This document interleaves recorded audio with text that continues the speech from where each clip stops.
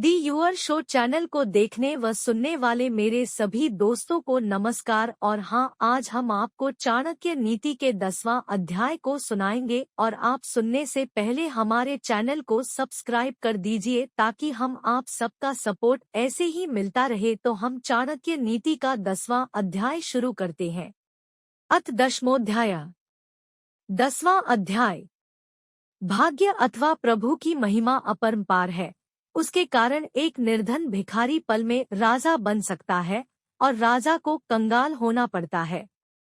धनहीनो न हीनश्च धनिका स सुनिश्चय विद्यारत्नेन यो हीना स हीना सर्ववस्तुषु। धन से हीन मनुष्य दीनहीन नहीं होता यदि वह विद्या धन से युक्त हो तो, परंतु जिस मनुष्य के पास विद्या रूपी रत्न नहीं है वह सभी चीजों से हीन माना जाता है।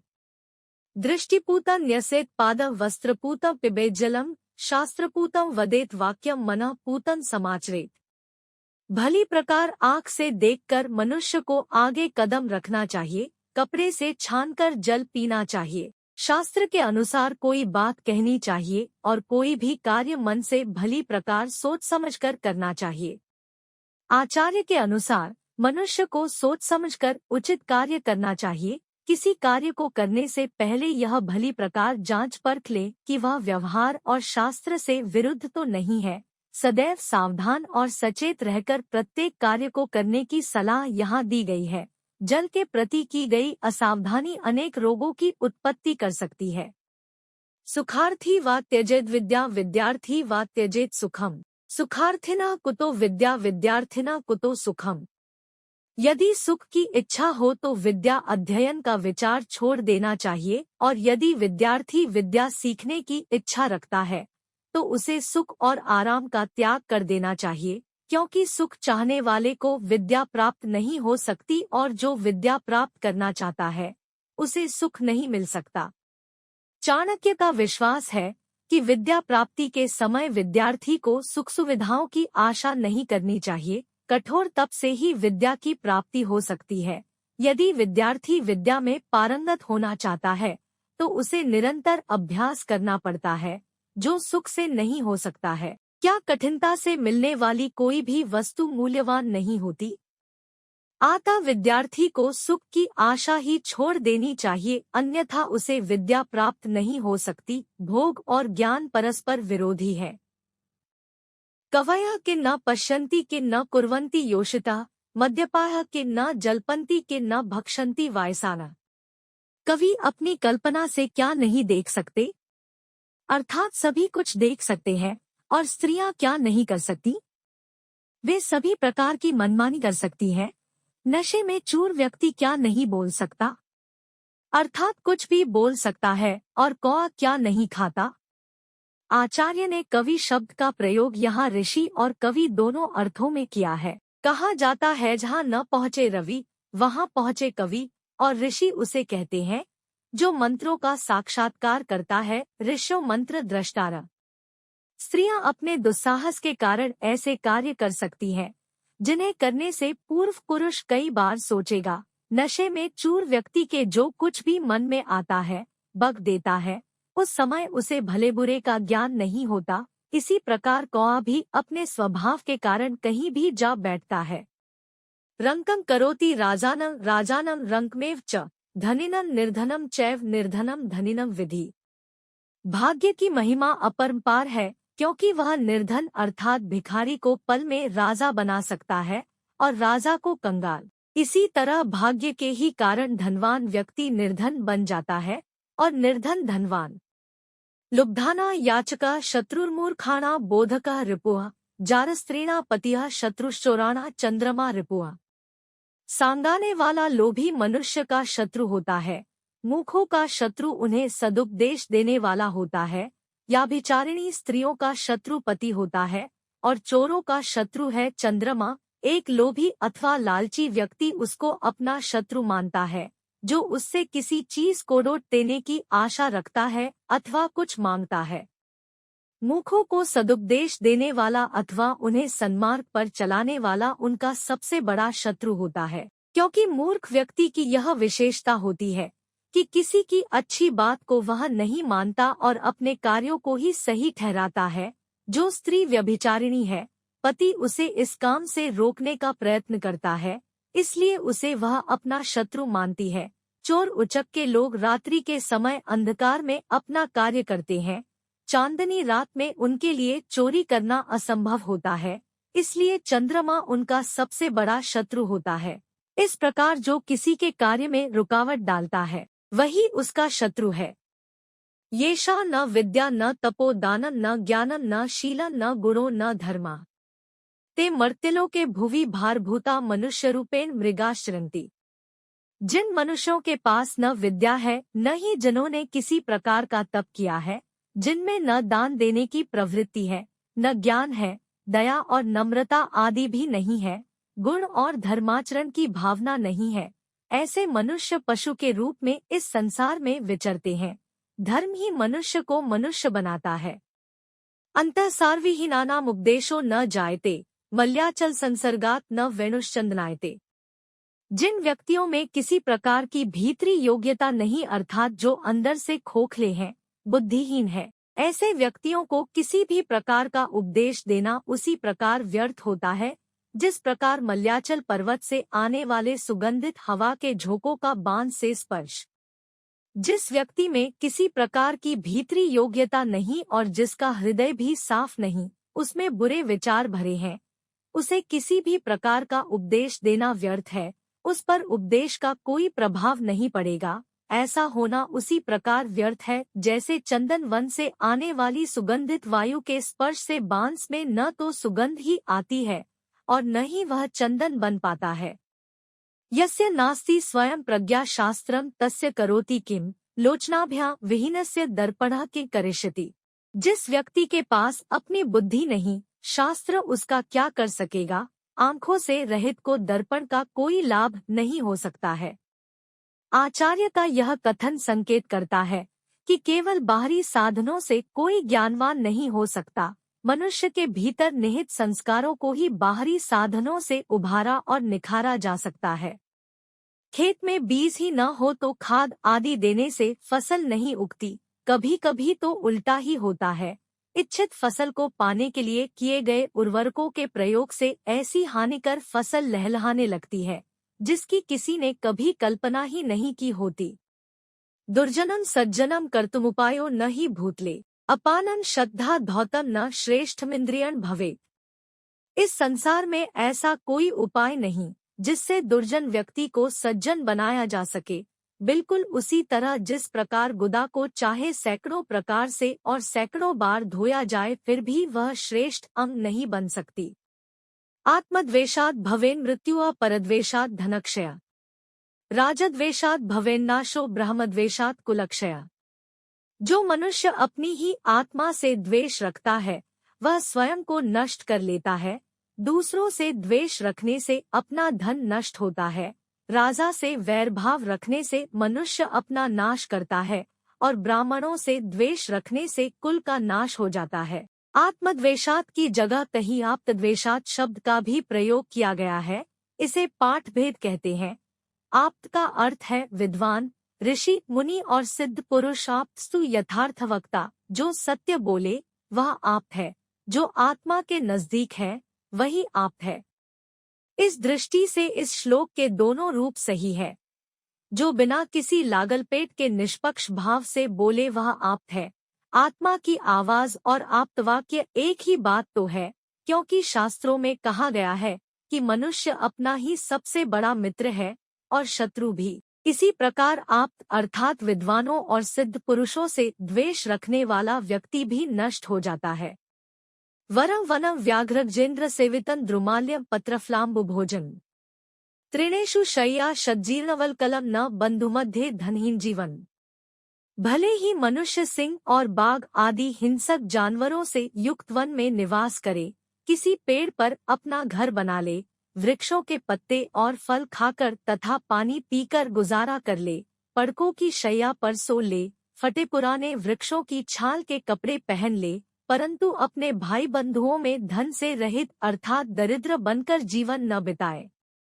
इस श्लोक से यह बात भली प्रकार स्पष्ट होती है कि निर्धनता एक प्रकार का अभिशाप है। चाणक्य का मानना है कि व्यक्ति अन्य सभी प्रकार के कष्ट सहन कर सकता है, परंतु निर्धनता के कारण अपने सगे संबंधियों द्वारा किए जाने वाले अपमान को सहन नहीं कर सकता। निर्धन को कौन अपना मानता है?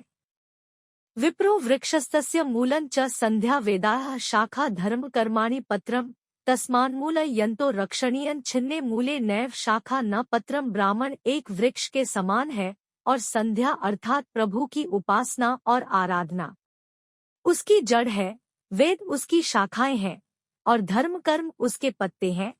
इसलिए यत्नपूर्वक जड़ की रक्षा करनी चाहिए, क्योंकि जड़ के नष्ट हो जाने पर न शाखाएं रहेंगी न ही पत्ते। ब्राह्मण एक वृक्ष के समान है। रात और सायं दो कालों के बीच में जो समय पड़ता है उसे संधिवेला कहते हैं। उस समय ब्राह्मण प्रभु की पूजा व उपासना करता है, यह उसका आवश्यक कर्म है। यह ब्राह्मण रूपी वृक्ष के फलने फूलने की जड़ें हैं अथवा आधार है। वेद का ज्ञान उस वृक्ष की शाखाएं हैं।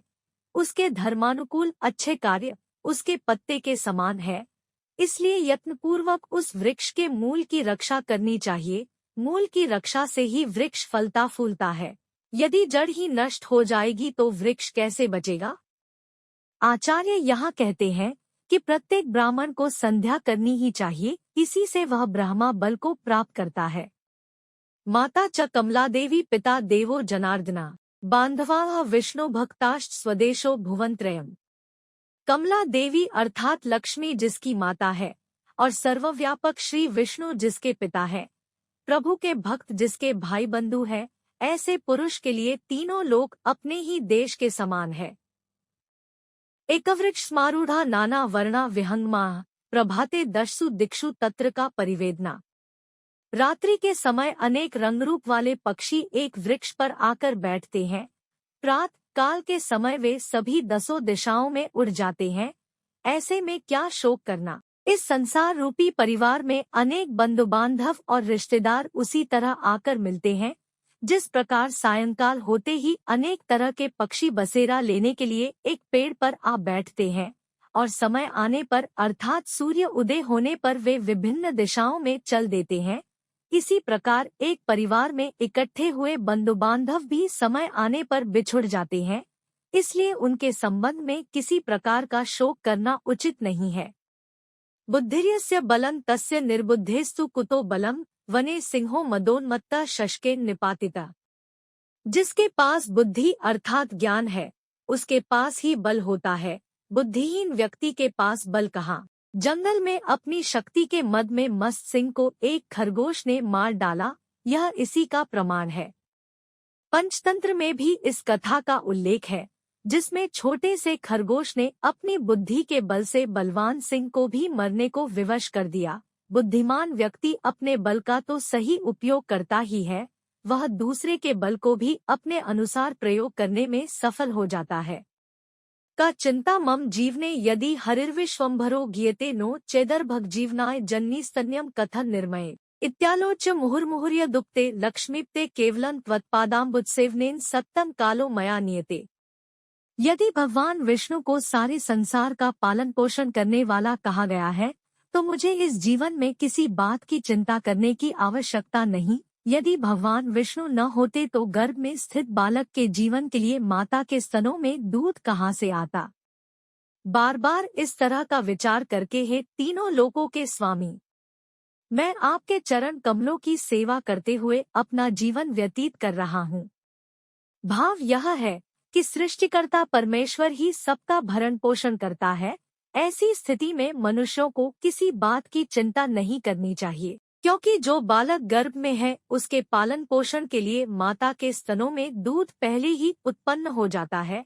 यदि ऐसा है तो पिता किस बात की। हाँ, परमेश्वर का स्मरण करते हुए उसके प्रति अपनी कृतज्ञता का भाता अवश्य प्रकट करना चाहिए। गीर्वाणवाणीषु विशिष्ट बुद्धिस्तथापि भाषांतरलोलुपोहम यथा सुराणामृते स्थितेपि स्वर्गांगनानाम धरास्वे रुचिया। संस्कृत के अतिरिक्त मैं दूसरी भाषाओं का भी लोभी हूँ। जैसे स्वर्ग में विद्यमान देवताओं को अमृत की प्राप्ति के बाद भी स्वर्ग की अप्सराओं के होठों के रस का पान करने में रुचि रहती है, चाणक्य ने इस श्लोक में संस्कृत भाषा का विशेष आदर करते हुए यह संकेत दिया है कि अन्य भाषाओं को भी सीखना चाहिए। उनका मानना है कि यद्यपि संस्कृत में समस्त रसों का स्वाद है, लेकिन अन्य भाषाओं का स्वाद भी विद्वान को चखना चाहिए, क्योंकि उनका भी अपना एक स्वाद है। उसमें तत्संबंधी संस्कृति और चिंतन की झलक और खुशबू मिलती है। अन्नाद दशगुणम पिष्टन पिष्टादशगुणम पया पैसोष्टगुणम मांसम मांसाद दशगुणम घृतम। अन्न से 10 गुना अधिक शक्ति उसके आटे में है, आटे से 10 गुना अधिक शक्ति दूध में है, दूध से 8 गुना अधिक शक्ति मांस में है और मांस से 10 गुना अधिक शक्ति घी में है। शाकेन रोगा वर्धन्ते पैसा वर्धते तनुआ, घृतेन वर्धते वीर्य मांसान मांसम प्रवर्धते। साग खाने से रोग बढ़ते हैं, दूध से शरीर मोटा होता है, घी से वीर्य की वृद्धि होती है और मांस से मांस बढ़ता है। साग से रोग बढ़ना संकेत करता है कि अधिकांश लोग उसे भली प्रकार धोकर प्रयोग में तब नहीं लाते, इसलिए निरंतर उनका सेवन करने से रोगों की वृद्धि होती है। दूध से शरीर बढ़ता चाहे, बालकों और किशोरों को दूध का सेवन करना चाहिए। घी का अधिक सेवन करने से वीर्य की वृद्धि होती है, कम मात्रा से ज्यादा ऊर्जा। मांस खाने से शरीर का मांस बढ़ता है। मोटापे से पीड़ित व्यक्ति को इसके सेवन से बचना चाहिए। इस प्रकार चाणक्य के अनुसार घी इन सब वस्तुओं में श्रेष्ठ माना गया है, जिससे बल और वीर्य दोनों की वृद्धि होती है। अध्याय का सार। चाणक्य ने विद्या रूपी धन को सब धनों में श्रेष्ठ माना है। उनका कहना है कि जिस मनुष्य के पास विद्या रूपी धन नहीं, वह सब कुछ होते हुए भी हीन है। पहले सोचे फिर करें। चाणक्य ऐसा करने की सलाह देते हैं। करने के बाद सोचने का तो कोई अर्थ ही नहीं है। विद्यार्थी के कर्तव्य की ओर ध्यान दिलाते हुए आचार्य फिर कहते हैं कि जो विद्यार्थी विद्या प्राप्त करना चाहता है, उसे सुख की अभिलाषा छोड़ देनी चाहिए। चाणक्य का मानना है कि व्यक्ति पुरुषार्थ के बावजूद भाग्य से ही निर्धन से धनी होता है। इस प्रकार जीवन में भाग्य की महत्वपूर्ण भूमिका है। नियति की गति को समझना ही बुद्धिमत्ता है। चाणक्य यहाँ फिर कहते हैं कि मनुष्य को विद्या रूपी धन प्राप्त करना चाहिए, दानशील होना चाहिए, धर्म से युक्त होना चाहिए, परंतु जिस मनुष्य में ऐसी कोई भी बात नहीं, वह पृथ्वी पर पशु के समान है और भारूप है। व्यक्ति को अपनी भीतरी योग्यता का ज्ञान होना चाहिए। जिसमें भीतरी योग्यता नहीं और जो बुद्धिहीन है, वेद आदि शास्त्रों से भी उसका कल्याण नहीं हो सकता। चाणक्य कहते हैं कि दुष्ट व्यक्ति सदा दुष्ट ही रहता है, वह अपना स्वभाव कभी नहीं छोड़ता।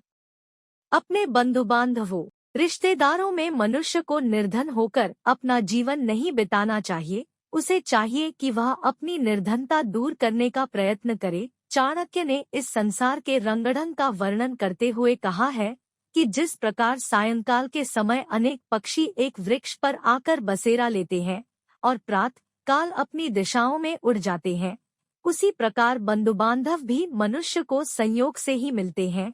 इसलिए उनके बिछुड़ने का मनुष्य को शोक नहीं करना चाहिए। यह तो प्रकृति का नियम है। चाणक्य मनुष्य की बुद्धि को ही उसका सबसे बड़ा सहायक मानते हैं। उनका मानना है कि जब परमेश्वर ही संसार का पालन करने वाला है, तो जीविका की चिंता क्यों? अगर हमारे चैनल को आपने अभी तक सब्सक्राइब नहीं किया है, तो आप channel the your show channel को सब्सक्राइब कर दीजिए, ताकि हम ऐसे ही आप तक अच्छे कंटेंट पहुंचाते रहेंगे।